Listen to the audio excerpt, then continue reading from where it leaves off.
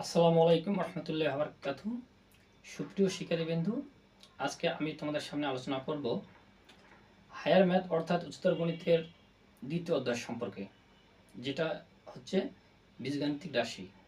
তো এই বীজগাণিতিক রাশি সম্পর্কে আমরা সাধারণত যে টপিকগুলো এমসিকিউ আসে সেগুলো আমরা একটু বেশি আলোচনা করব। হ্যাঁ, তো আমাদের আলোচনা থাকবে হচ্ছে এখানে যে বীজগাণিতিক রাশি কি, চলক, ধ্রুবক এবং বহুপদী আদর্শ আকার, এর সাথে থাকবে হচ্ছে মুখ্য পদ, মুখ্য সহগ।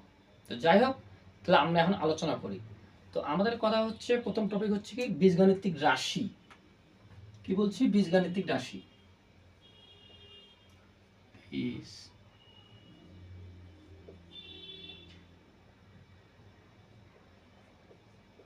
গাণিতিক রাশি, তাই না?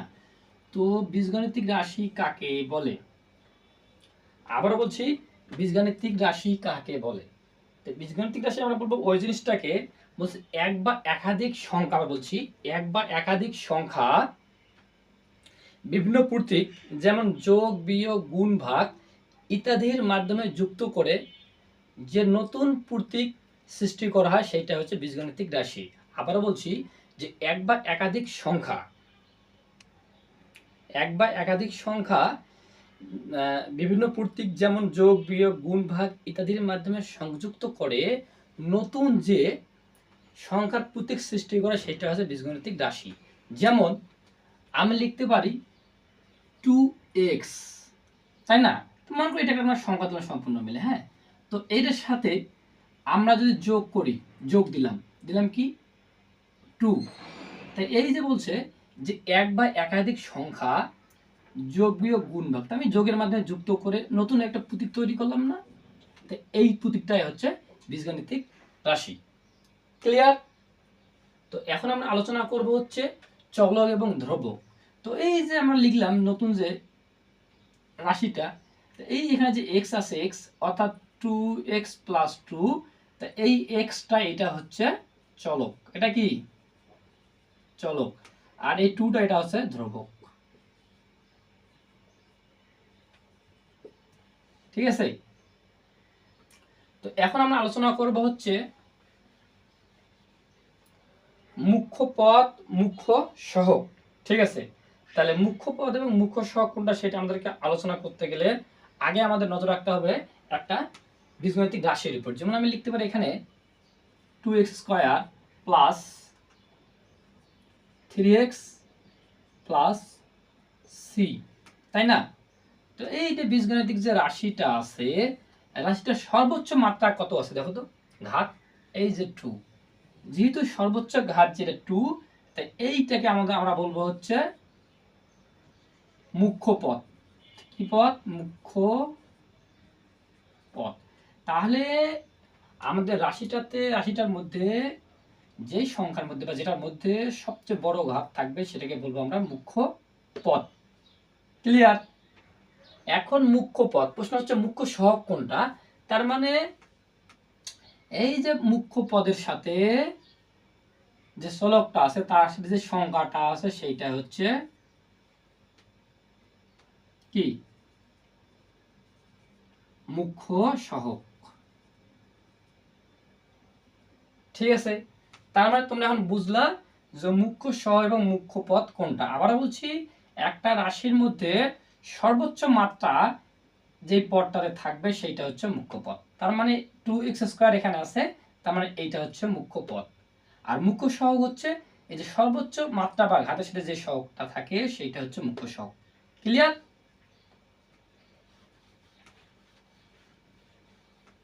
ওকে। তো এখন আমরা আলোচনা করব হচ্ছে বহুপদী। আসলে আদর্শ বহুরূপ কাকে বলে বা বহুপদী কাকে বলে? হ্যাঁ, তো একটা আমরা বহুপদীর আদর্শ রূপ তখনই নির্ণয় করব যখন হচ্ছে একটা ঘাতের সর্বোচ্চ ঘাত থেকে ক্রমে ক্রমে ধ্রুবক পর্যন্ত আসে, সেটাকে বলবো আদর্শ রূপ একটা সমীকরণের, অর্থাৎ একটা বহুপদীর। যেমন আমি লিখি এখানে 3x³ প্লাস 2x² প্লাস দিলাম 3x প্লাস c, তাই না? তো দেখো তো এইখানে আমাদের ঘাত 3 পরে কত আসছে 2, 2 পরে কত আসছে এখানে মানে x এর মান 1, তাই 1।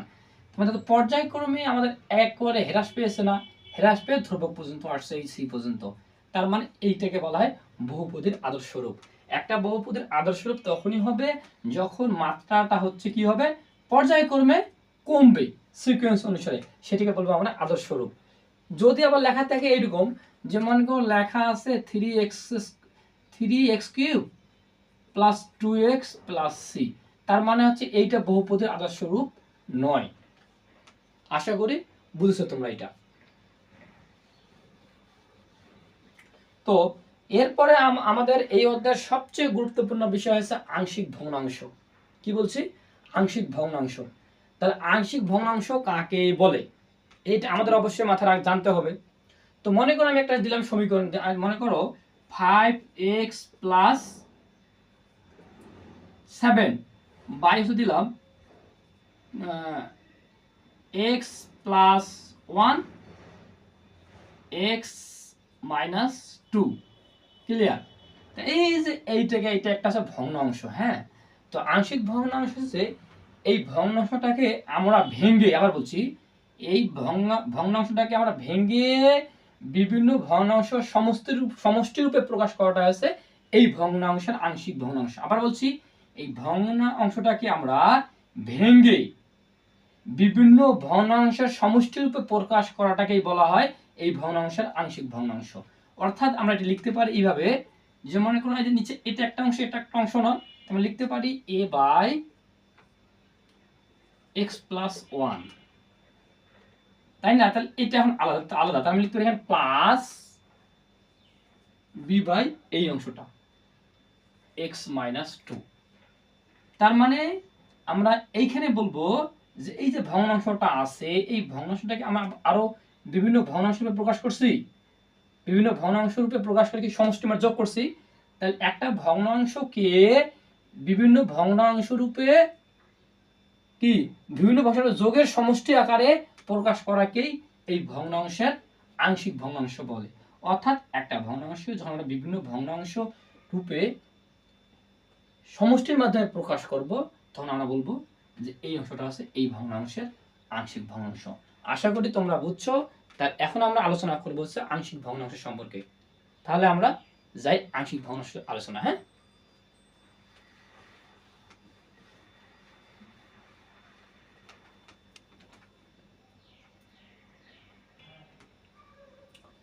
তো এখন আমরা আলোচনা করব আংশিক ভগ্নাংশ। হ্যাঁ, তো আংশিক ভগ্নাংশ মোট রুলস আছে 5টা। তোমরা যদি এই 5টা রুলস ভালো করে পড়ো তাহলে অবশ্যই তোমরা কমন পাবে ইনশাআল্লাহ। আর আমি তোমাদের 5টা রুলস ভালো করে শেখাবো, তোমরা অবশ্যই ভালো করে করবা। তো যাই হোক, এইটা আমাদের নাম্বার 1 রুলস, এটা মনে রাখবা। রুলস রুলস 1, রুলস কি রুলস হচ্ছে 1। হ্যাঁ, মনে যেন থাকে। তো আমরা एग्जांपल কত করব 23, যেটা উদাহরণ। আমরা যদি উদাহরণে 5টা রুলস ভালো করে করি তাহলে আমরা অনুশীলনের ভিতরে অঙ্কগুলো সব করতে পারবো। তো যাই হোক, তাহলে আমরা এটা করে ফেলি। হ্যাঁ, তাই লিখতে পারো সমাধান। তোমরা লিখে ফেলে এটা কি দেওয়া আছে এখানে অংশটা 5x মাইনাস 7 বাই আছে কত x মাইনাস 1 x মাইনাস 2। তাহলে আমরা এটাকে কি করব, এটাকে এখন আংশিক ভগ্নাংশে প্রকাশ করব। তাহলে এটাকে আমরা কি করতে হবে, ভেঙে লিখতে হবে। তাহলে আমরা এখানে 3টা টার্ম, যেটার নাম হচ্ছে অভেদ চিহ্ন। হ্যাঁ, আমরা লিখতে পারি এখানে কটা অংশ দেখো তো, এটা একটা অংশ এটা একটা অংশ, তাই না? 2টা অংশ। তার আমরা লিখতে পারি a বাই x মাইনাস 1 ফাঁকা থাকলে লিখে প্লাস দিবা, তাহলে হচ্ছে plus b by x minus 2। Clear? এইখানে যে একটা অংশ থাকবে আমরা সেইভাবে আলাদা করে লিখব। তবে আমাদের এখানে আরেকটা জিনিস মনে রাখতে হবে, সেটা হচ্ছে যে আমরা যদি এই যে এই x আর এই x গুণ করলে কি হয় x স্কয়ার, তাই না? উপরে শুধু একটা x আছে না, তার মানে এই যে একটা এক্স। আবারও বলছি, তোমরা সর্বদা এটাকে মনে রাখবা, এই জিনিসটা আগে করবা যে এই এক্স আর এক্স গুণ করলে হয় এক্স স্কোয়ার, তার মানে হর হচ্ছে এক্স স্কোয়ার, উপরে শুধু একটা এক্স, তার মানে একটা এক্স, তার মানে এক্স এর মান 1। আমরা লিখতে পারি এখানে তো 1/2 লেখা যায়, কেন? মনে করো এই যে এখানে পাওয়ার আছে 2, এখানে আছে 1, তাহলে 1/2। তার মানে আমাদের এখানে হর কি হচ্ছে? বড় হচ্ছে। হর বড় হইলে আমরা যত অঙ্ক আছে সবগুলো এই নিয়মে করব, যদি এইরকম আকারে থাকে। ঠিক আছে, এই জন্য আমি কোনো চেঞ্জ করলাম না, জাস্ট a/x-1 প্লাস b/x-2 লিখলাম। এটা আমি দিতে পারি 1 নং সমীকরণ।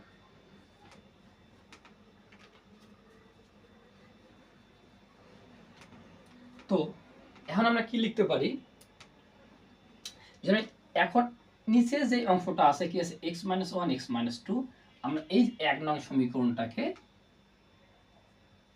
x-1 এবং x-2 উভয় পক্ষে গুণ করব। তাই লিখবা যে 1 নং সমীকরণের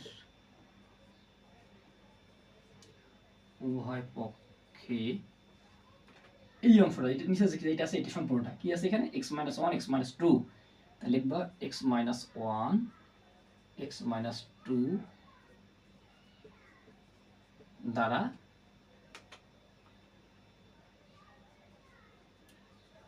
গুণ করে পাই। তাহলে গুণ করি আমরা উভয় পক্ষকে 1 নং সমীকরণে, তাই কি আছে 1 নং সমীকরণে 5x - 7, তাই না?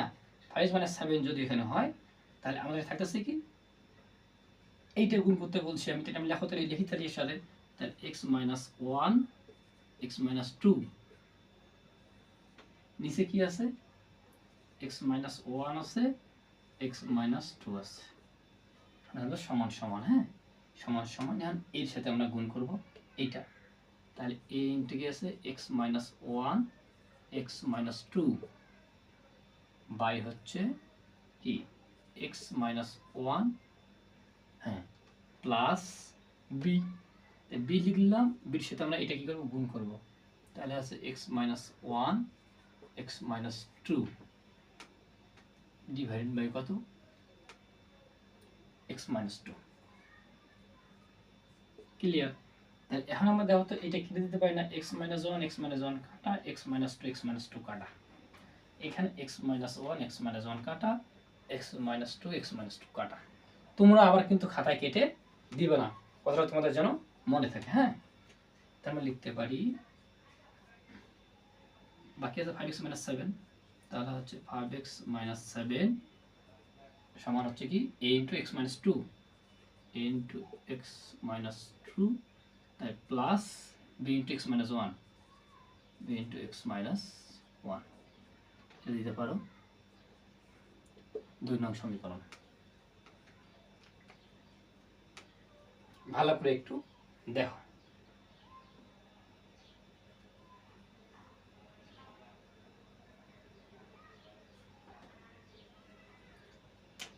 এখন আমাদের কাজ হচ্ছে, ভালো করে বুঝো,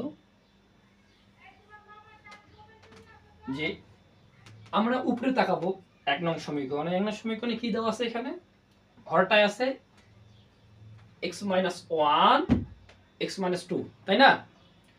x-1 x-2, তার মানে আমরা x এর মান একবার 2 বার করব, একবার 1, একবার হচ্ছে 2। যেমন মনে কর দেওয়া আছে এখানে কি x-1 আছে না, দেখো তো, আমি লিখতে পারি যদি x-1 = 0 হয় তাহলে x = কি 1 লিখতে পারি। আর একটা কি আছে x-2, তাহলে এখানে যদি x-2 = আমরা 0 লিখি তাহলে x = কত 2 পাচ্ছি না। তার মানে আমরা x এর মান একবার পাইলাম কত 1, আর একবার হচ্ছে 2, তাই না? তার মানে আমরা এখন x এর মান একবার হচ্ছে 1 2 নং এ বসাবো, আবার একবার 2 হচ্ছে 2 নং সমীকরণে বসাই দিব। আশা করি জিনিসটা বুঝছো। তাহলে দেখো এখন x ইকুয়াল, প্রথমে পাইছি 1 না, তাহলে x ইকুয়াল 1 2 নং সমীকরণে বসিয়ে। আচ্ছা, তাহলে 2 নং সমীকরণে এখানে আমাদের কি ছিল 5x - 7, তাহলে 5 x এর মান 1, মাইনাস 7 ইকুয়াল a। x এর মান কত আমরা ধরছি দেখো তো 1, তার মানে এখানে 1 বসবে। তো 1 মাইনাস 2 প্লাস, তাহলে প্লাস b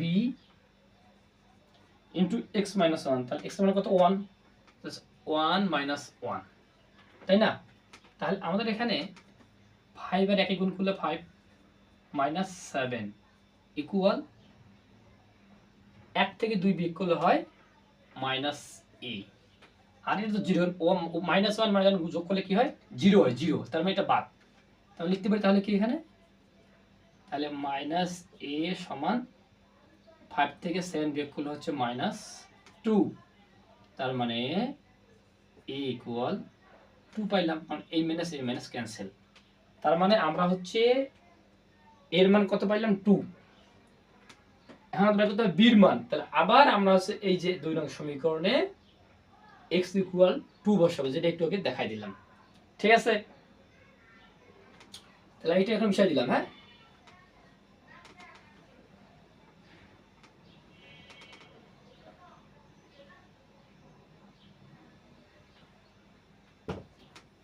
আমি লিখতে পারি কি তাহলে, যে আবার x ইকুয়াল টু 2 নং সমীকরণে বসিয়ে, তাই না?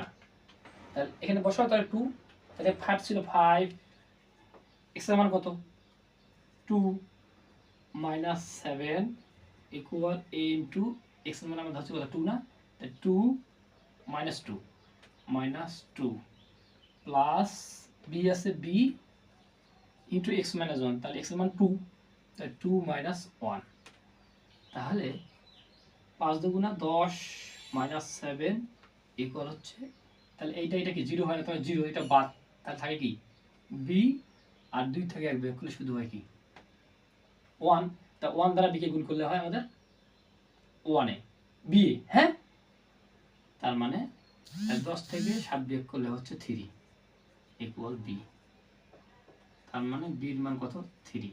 তার মানে আমরা এর মান পাইলাম কত 2, b এর মান হচ্ছে 3। এখন আমাদের কাজ হচ্ছে কি, যে ওই যে 1 নং সমীকরণটা ছিল না, 1 নং সমীকরণে আমরা a এবং b এর মান বসাই দেব। তো এখন লিখবা 1 নং সমীকরণে a ও b এর মান বসিয়ে পাই।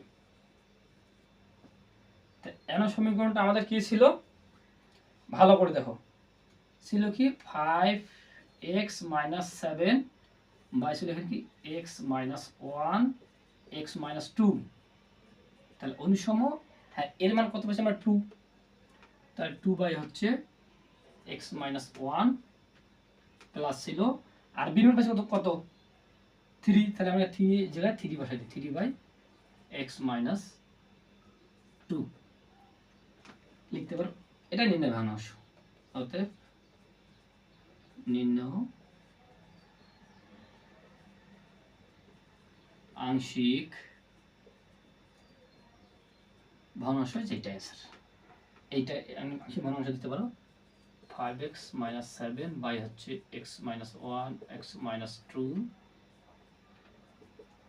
অবেদক 2 by x minus 1 plus 3 by x minus 2।